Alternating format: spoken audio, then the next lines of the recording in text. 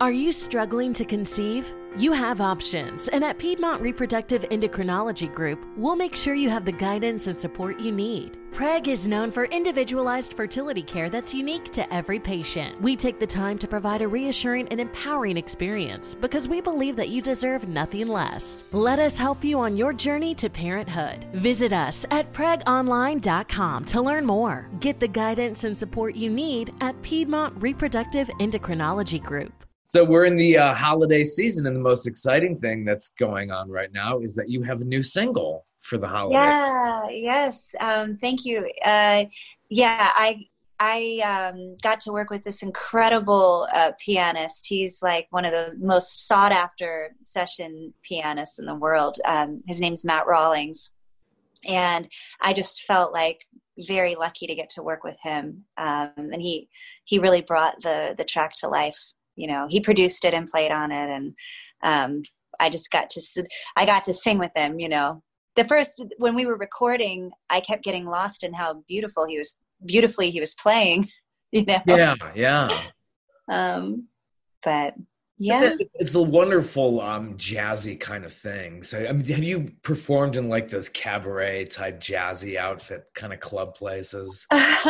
Well, you know. I mean, yeah, I think I got to get up and sing a couple times at some places like that. But our version of my mom used to take me out to the piano bars. Actually, when not bars, I shouldn't say bars plural. No. There was one particular bar. It was at the Kingsley Inn near Detroit, Michigan, and she used to take me over there, and I would get up and perform. But she got up and sang. You know, my mom's a great singer, so. Yeah, you got it all through the family. So this started were you in West Virginia? Was that your roots?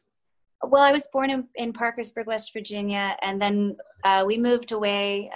We moved from Parkersburg to San Francisco when I was 4 years old. Quite a culture shock, you know? Oh, yeah, I totally. I've been both places. I went to school there in Parkersburg, yeah. Oh, you did? Yeah, I went to Ohio University. Oh my gosh. Yeah, I used to visit all the time. Yeah. And I'm dating a young lady. I've been dating for 9 years, and she grew up in Parkersburg. So it's funny how it's come full circle these many years later. Parkersburg? Are you of all places? Yeah. That's crazy. Wow. You know, I don't meet a whole lot of people from Parkersburg. So yeah, that's really cool. It like brings that light alive. Yeah, we used to go there because I was in Athens, Ohio as a student, and only 45 minutes away we would go to Parkersburg, and it was like the big city to us because there was really. You know, to see movies. There was a wonderful restaurant called Sebastian's. It was really nice. Did you ever go to the Net? You have a Net burger? Oh, the Net. Next time you're in town. Yeah. I have to do that. Definitely. We do visit every now and then. So both you and your young lady, you guys would both understand when I say that. I mean, I think anybody going to San Francisco for the first time, when you see the contrast between the red of the gold, or the orange of the Golden Gate Bridge with that blue, deep blue water, and then and it's like Oz. I mean, it's like whoa! All of a sudden, there's so much color, and the cliffs. I'd never seen cliffs before. Yeah. You pay for that in San Francisco, and if you move to San Francisco. Yeah. Pay for that weather and the beautiful, but not the traffic. Oh, gosh. Yeah, I've been having a similar conversation about Los Angeles. That's where I am right now. Oh, really? Oh, wow. Yeah, but when I was little, after we left San Francisco, we moved to Santa Monica. And I was telling somebody the other day that when I remember coming to Hollywood and going to the Chinese theater and seeing the handprints. And I don't know if it was newly laid concrete or what, but my mom and my brother kept having to tell me to look up because I was going to run into something. You need to look up. But I couldn't help but look down at the concrete because it was sparkling. It was like Santa Monica. Yeah. I was like, and they'd really built it up because I had been sad to be moving, and I was just a little girl, and they'd really built it up and like Disneyland and the stars and the Hollywood and the whole thing. And so I'm looking down at this sparkling sidewalk thinking like magic, Wow. So cool. But this new single out, Have Yourself a Merry Little Christmas. It's just, it's a total gift. What obviously the holiday season came up and inspired that, but why this year? Was it just the right time to do that? Well, I did put out a Christmas single last year. I did a version of White Christmas that came out really nice. That was produced by a guy named Willie Breeding in Nashville. But this year, the lyrics just seemed made for this year. Oh, yeah. Which we needed so much. I mean, yeah. Like through the years, we all will be together if the fates allow. Yeah. It's deep. It's deep. Yeah. And the evolution of those lyrics too, they were not happy, when they were first written, they were not happy lyrics at all. And then Judy Garland was like, can we do something about this? She was going to be performing it and meet me in St. Louis. And she's like, So, but there's almost a metaphor there, Yeah, totally. Yeah. That's so, unbelievably deep. So you recorded that in Los Angeles or Nashville? No, I recorded it at Matt Rawlings' studio. He happens to have a back door that leads straight into the vocal booth, believe it or not. So it was like the perfect COVID sort of back alley entrance. Totally cover up, get in there. Yeah. COVID recording. Yeah, it was wild. I mean, I think we were in the same room a couple times, but only very far apart and masks on and everything. But yeah, weird times. It's really that new normal, and hopefully it won't be so normal in a year, we hope. Yeah. Sure. Yeah, but Matt and I have always gotten along really well, and we've known each other for a few years. I mean, and I've always wanted to do something with him, but sometimes you just really naturally get along with somebody. Oh yeah, like you and I. So recording something here, I can produce it. Yeah. But when you just it, there's just this sort of easy, and from the moment you meet, you're just kind of like, oh, we're friends, and that's how Matt and I have always been, and I think that really helped the recording process because we were on the same page. We're very kind of interpreting the events that are going on in a similar way, and I think we both were able to put a certain kind of soul into our performances that complemented one another, which doesn't always happen when you get musicians together. You can play the notes, and one person can play the notes and the other person is singing, and not people aren't always in the same headspace. Yeah, the arts, it's really tough. It's not just like a normal assembly line where it's so cut and dry, and that's why you hear stories. That's a good way of putting it. It's not an assembly line. Yeah. That's why so many people are attracted to it. Everybody wants to be a star. Everybody wants to be a star. Well, the most fun about art is just doing it. It's really the process of it, So you discovered that very young, learning from your family. It sounds like it just like really just came to you that way. Yeah. Over the piano. Yeah.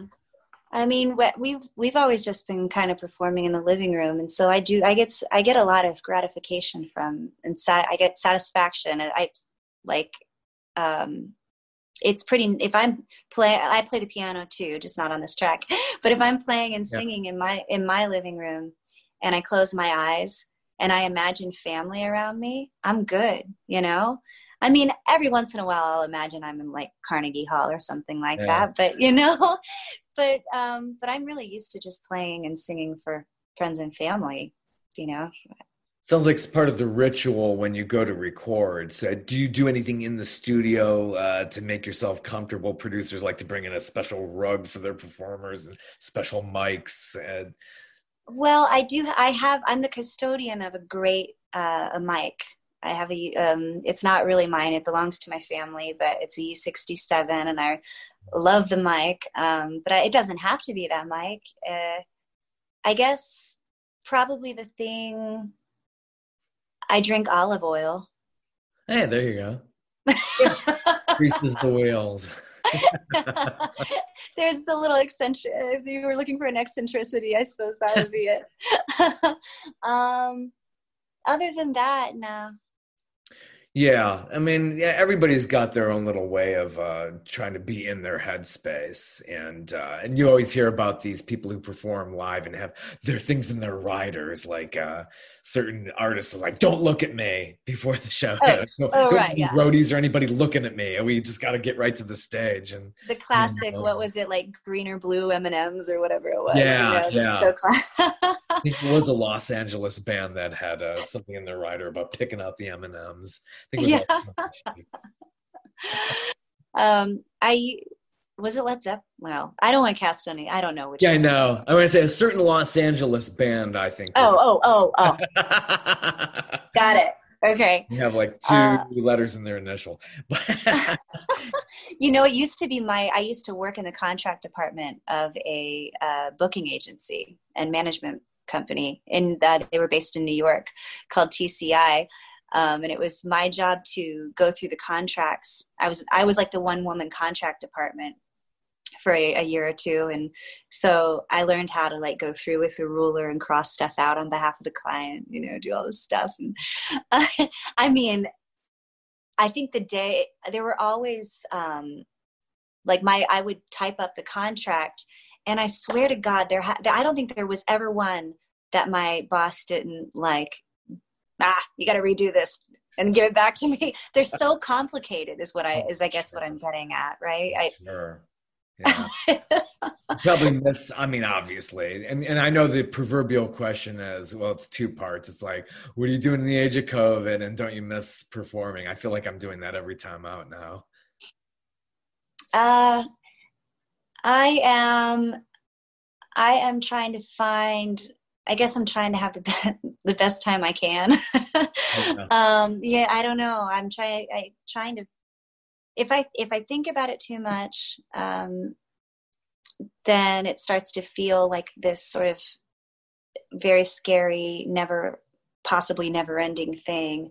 But my heart tells me that that's not, I don't think it's never ending. I really don't. I really believe in my heart, when I just calm down, I think this is just some sort of not to sound too new agey over here, but maybe there's a transformation happening energetically. That's so true. I feel that way every day, just trying to get through it all. So, I don't know. We started off the quarantine playing a lot of badminton. And then, yeah, that's right. So the family's been getting together and doing badminton. Now your husband's an actor as well. He's he is. He's on a show called Queen of the South on USA, and he plays Pote.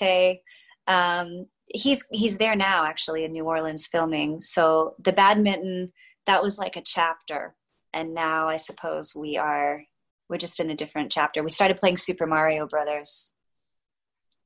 Yeah, taking it electronically, so pass the time and stay connected somehow. I'm sure. Oh, sorry. I'm sorry. I meant me and my kids and I. He's not playing. I wish he could, but we do FaceTime quite a bit. Yeah, you have to. I mean, how long does he does a season there on location? How many weeks is that? I think it's 10. I think they're doing 10 episodes, and I think it's a week per episode. He should be home in March. I think. Fast. Yeah. It totally goes fast. Oh wow. So, well, you keep busy, I'm sure, like most of us do throughout all of this. Oh my gosh. Yeah. I'm like, especially with the things, people are really responding to this single, and so Yeah. I'm kind of trying to manage like the excitement and the things that come with that, like doing some interviews or some performances. I have a performance actually coming up on Monday. There's a book that my friend's boyfriend wrote.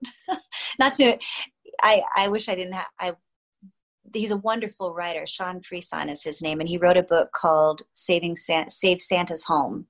Save Santa's Home, and it's about saving the Arctic and protecting the Arctic. That's really cool. Yeah. Oh yeah, I agree. Sorry, it was weird. But Marianne Williamson and Alyssa Milano have like embraced this book, and there's going to be a cool Facebook Live conversation with Marianne Williamson and Alyssa Milano and Santa. I should have listed Santa first. He's really the star. And Matt and I are going to be the musical guest. We're the surprise guests at the end. Not a surprise. It's not a surprise because I'm obviously talking about it, but but anyway, we're the special sauce. Yeah, so it's going to be really great. That's happening on Monday at 5 p.m. Eastern. Okay. So I've got a link on my Instagram if people, in my bio. Yeah. Very good. Very good. So the really interesting project, the most dynamic project is Fortunes. Thank you. Wow. Gosh. And the reviews are amazing. Fortunes is that, it's a short album. Yeah. So just enough where you could absorb it and hear it, the whole idea of a concept album. And I'm so sad to see that go away primarily. I mean, some people are doing it, but this is great. And it's not very long, so you could hear this in one sitting. It's yeah. Well, thank you for bringing that up. And I actually was like, I could have called it an EP because, 7 songs, and I think iTunes actually has it classified, or one of them has it classified as an EP, which is fine. But I call it an album because I think it's a meal. I mean, I with all the strings and everything, it just definitely doesn't feel like appetizer, like an appetizer, Yeah, it's just like blood, sweat, and tears went into this. You did a lot of layering and bounced back between LA, New York, and just it's not this digital canned music. It's very wholesome. Thank you so much. Yeah. That's what I was hoping that would come across. You know how old furniture was so heavy, and you just that old furniture that kind of lasts forever, and that's kind of what I was hoping to go for with using the real strings, and everything's real. The only thing that is at all sort of synthetic is on 7 to Heaven. Paul Riddell, who co-produced with me, he did a loop, but it's really Ed Benrock of Jamestown Revival playing. And so he really did play those drums, but Paul just created a loop out of those drums. And that's probably as like technologically manipulative as we get. It's serious. Shop the Plato's Closet Black Friday event in North Charleston and West Ashley and let the deals begin. You know Plato's Closet always has a huge selection of trendy recycled styles at amazing prices, but Black Friday deals are different. They're better. We've been holding back some of our best inventory, and you won't want to miss our Black Friday event. Save on gently used styles from Patagonia, Lululemon, Lily Pulitzer, and hundreds of popular brands. Plato's Closet is ready to let the Black Friday deals begin. Plato's Closet, located in West Ashley on Sam Rittenberg Boulevard and North Charleston on Rivers Avenue. With Lucky Land Slots, you can get lucky just about anywhere. Dearly beloved, we are gathered here today to... Has anyone seen the bride and groom? Sorry, we're here. We were getting lucky in the limo and we lost track of time. No, Lucky Land Casino, with cash prizes that add up quicker than a guest registry. In that case, I pronounce you lucky. Play for free at LuckyLandSlots.com. Daily bonuses are waiting. No purchase necessary. Void where prohibited by law. 18+. Terms and conditions apply. See website for details. Talent. You got some big names in there, and he's worked with some big names too.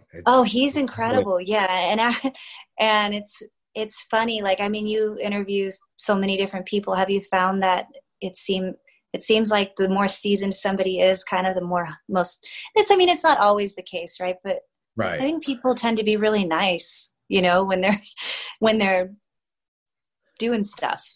Yeah, you know, they've paid their dues. People who've been doing this for a long time, whether in any of these in the arts, is you start eating some humble pie, and I see that a lot and all across the business. When I'm talking about, you know, writers, musicians, artists of all stripes. Yeah, that's very true.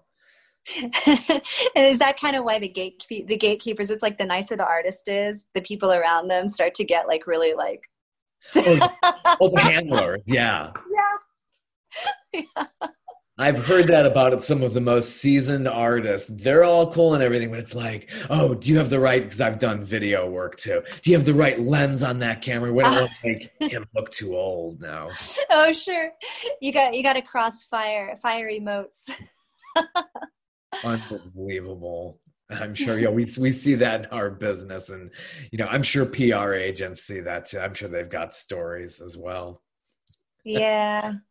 Yeah. You have some duets on Fortunes. Oh my gosh. One is with an actor who some of us might know, but if you want to speak, he actually treated that track as kind of like a story, because he took his acting to the music. He really did. He took I printed out the lyrics for him, and he sat there and listened.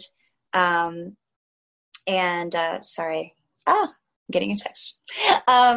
He sat there with the lyrics and treated it like a script, and he went through and he made notes like, well, what do you mean? What exactly do you mean by this? And I'd never had anybody pay so much attention to my words, and it was like, it was a rush to have the words paid attention to like that. Like, I can imagine how a screenwriter must feel when a great actor is just devoting that much courtesy and you know, energy to what they've written. Like, it was really, really cool. And I think he did it in like 2 takes. Oh my gosh.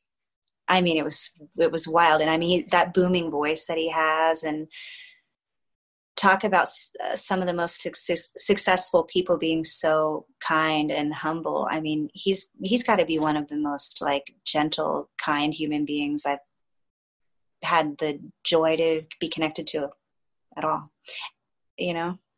Yeah. And Joel's the same way. Joel Taylor, who I sang with on Sentimental. Yeah. He's wonderful too. And he's a great chef as well. He's really, you know, he's great. He's a good cook. Got a great record out of it, and some good meals. That's fantastic. Yeah, and some good friends. You know, I talk to Joel more than I'm just John. You know, John's busy, and John's always reading. I mean, the last time I talked to him, he was reading a book about bees, and I think he told me about this book, and he was just so like fascinated. Made me want to buy the book. You know, it's like there are more different kinds of bees, and this is what they do. And I'm like, yeah, tell me more. Wow. Really neat. That is so cool. Very yeah. What other tracks besides the duets stand out for you on Fortunes? Well, it depends on the day, but I think, like, I'd always be pretty proud of Dante. You know, I'd put Dante first because I just, I put it first on the album, but I would also probably like show that to somebody first, just because I think it with the strings, I think it is the most successful use of the strings. Mm. You know, I really am proud of the tracks, and Stevie Black, who did the strings, did such a wonderful job. But on all of them. But I think Dante like really put him in this, you know, he's in the spotlight really. So many could probably relate to Dante and its meaning. It's thank you. The other one that I love, you know, nobody ever talks about it. I think I've had like one person online say that it was their favorite Funny Man. Funny Man's actually truly my favorite song. You know, did I lose you? Oh, okay. Sorry. Might get lost here. We're recording stuff we have to pick up. That's fine. Like, clearly you disagree. It's a dark. This is audio only. We'd never know. They're like, what are we all laughing about here? Yeah, I think if all the elements were taken out of both songs, I think Funny Man still really it's very like true and I don't know, I love it. Excellent. Well, this is a fantastic new album, and you also have another EP that's been out for about a year now. Oh yeah, Come Visit Soon. Yeah, that's 3 songs, and the first song, Amsterdam, that came out of an ex-boyfriend who is still a friend. He asked me several years ago if I would write him a song about nothing. And so, yeah. So, I mean, and I felt, I couldn't help but sort of analyze, why would he want a song about nothing from me? And that's where that came from. And so instead of literally writing a song about nothing, I did a song about him asking me to do a song about nothing. Nice. It's just fantastic music. It's just wonderful to hear all this. So the new single, Have Yourself a Very Merry Christmas. Yes. Available through your website, iTunes, wherever you can get music. Yeah, all those places. Yeah. Physical form, like Sam Goody's and places like that. Physical form. No, it's digital, and then there's going to be a vinyl coming out. I'm doing that, and there's going to be an extra song on the vinyl, which will. Cool. Yeah, I had my husband as a guest artist. Yeah, and he does this kind of like, he does a monologue in Spanish for the bridge. He grew up in Santiago, Dominican Republic. Yes, he did. Yeah, he did. Yeah, he grew up there, between there and New York. So he was actually born in New York, but on accident. He was premature, and his mom was in New York visiting her sisters, and it was going to be like the last trip before she went back to DR to have the baby. And she ended up going into labor and actually going into a coma for 7 days. So she had him by emergency C-section, and then she was out for 7 days. Mm. And her sister named him. And so when she woke up, they were like, Hemke. And she's like, Hemke, ¿qué? Like, what did you name my child? Because Hemke. ¿Qué? Isn't that interesting how that ended up with that name? I know. Well, I guess legend has it that it had something to do with the last name of the doctor that delivered him. They were just kind of thinking it was like a miracle that he was alive, It's all turned out well. Yeah, oh yes, it has. But he always says that he would be taller if he would have gone to term.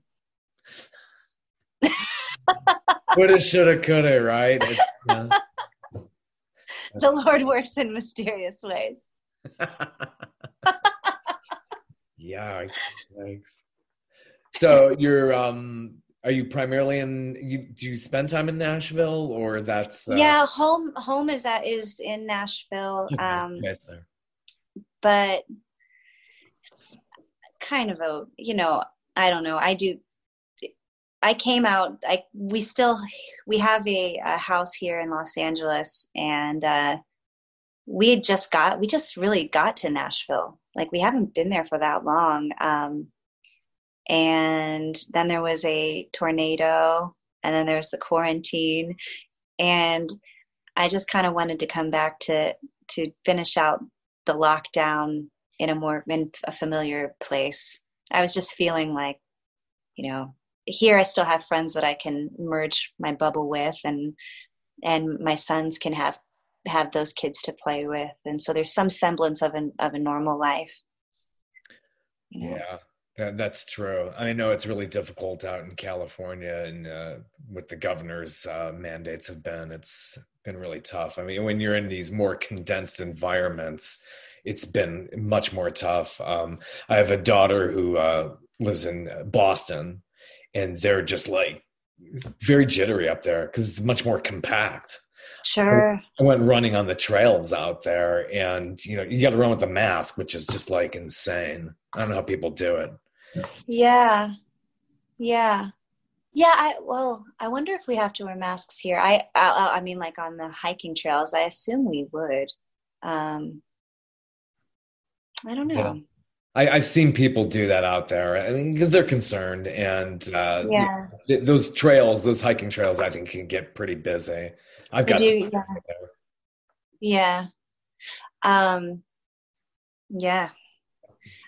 you had? I have some family members who got it. Thankfully, nobody's. Everybody's still alive, but it's tough. Yeah. My sister has a relative in Toledo, Ohio, who had gotten it. She had some complications. She was very close to going on the ventilator. Just got out before they were ready to do that. So knock on wood, she's getting better. But wow. And then you hear about the long haulers. It's just really, really just, it's such a salt in the wounds if you've already gotten this terrible thing. And then like, oh, bam, now I got to deal with the complications after that. Yeah. And they're saying even if you have a relatively mild case, you can be a long hauler. Yeah. Like, I have a family member who she's been, I don't want to take this too far down the, dark hole or whatever, but she's been intubated 3 times. Ouch. In one hospital stay, because they take her off. She went to respiratory failure, had to reintubate her. And yeah, people just need to be careful. I guess that's what we should say. Yeah. Just keep doing what you're doing. And, it's that same mantra, socially distancing, the 6 feet and the mask and all that. And hopefully let's pray that this vaccine take hold. That's all we can do. Yes. Get you back out there. Yeah. Do our best to have some fun. What are some of the biggest venues have you done? You've done the coffee shops all the way through. How have you played to like thousands in a? I think the biggest thing that I did was I played a piano series at the Highline Ballroom in New York, which was great. The Cutting Room before it closed, I know that's not physically, it is no Carnegie Hall, but it was a wonderful venue. Did you ever go see shows at the Cutting Room? Heard a lot about it. Some other artists who I have written about or spoken with over the years have played there. Most notably, the sax player for Billy Joel, his name is Mark Rivera. Okay. He's done a lot of work at the Cutting Room. I think he would get together with a band and they would cover some Cream songs. They would like have okay. I think it's the Cutting Room. There and then the Bottom Line too. Oh yeah, Bottom Line. Yeah. My favorite venues that I played are in New York, and they might not be large capacity, but they sure are wonderful. Yeah. Remember the Living Room? The one that was in the East Village? Yeah. God, the sound was just impeccable. Isn't that? Yeah, I know. You go to arenas or a lot of these other places, and the sound is just never. Any artist can tell you that it's not very good. But you go to a Carnegie Hall all the way through. Here in Atlanta, where I'm at, they have a symphony hall, and I saw Tori Amos there, and she was just like, "Yeah, the sound was it's just built for that." Yeah. See, that I would love to do that. Yeah. I would love to see Tori there, and I would also love to play. She just blew me away. I really wanted to do an interview then too. I just stumbled on the show. I won some tickets through Global Citizen. Oh, cool. Went to that, and she's just like remarkable, swinging from these different pianos. I'm like, I've never seen anything like that. Oh man, I grew up listening to her music, especially in my teenage years. I listened to a lot of her. Yeah, I'm sure it was a huge inspiration. Absolutely. Yeah. Anyway, well, when pianos try to beat guitars. I love that line. Yeah. I feel the West in you. Oh God, don't get me started. Oh yeah, she's got such a following. I mean, almost like they have their own language. She has like a real serious fan base. Yeah. I just got goosebumps on the top of my head. I love some Tori. So funny. Anyhow, well, I'll probably make it out to Parkersburg again one time. Maybe you'll get to play there again one day. Well, my family grows great tomatoes, so let me know. I can maybe hook you up depending on the season. There's a venue not too far from there. It's called the Pomeroy Fur Peace Ranch. And another artist who I speak with, his name's AJ Croce, and he plays there on his tour sometimes. He's really good, son of Jim Croce. Oh, well, that was going to be my question. Yeah, cool. Yes, AJ is amazing. I will have a podcast with him very soon. I'm going to release Nice. it. Yeah, he's fantastic. But it's been a lovely evening. So great to speak with you this evening. So great to speak with you too. I really appreciate you hanging out with me. Absolutely. Have some adult conversation. It's nice. Oh, totally. And just forget, so what's available is Fortunes, and your latest single is just out there, so download it. What's the website? It's all your one word? JesseLynnMadera.com. And you're on everything else, Instagram, TikTok. Yeah. Yeah, we're going to be coming out with some acoustic versions of a couple of the songs, possibly a dance mix. I don't know. Wow.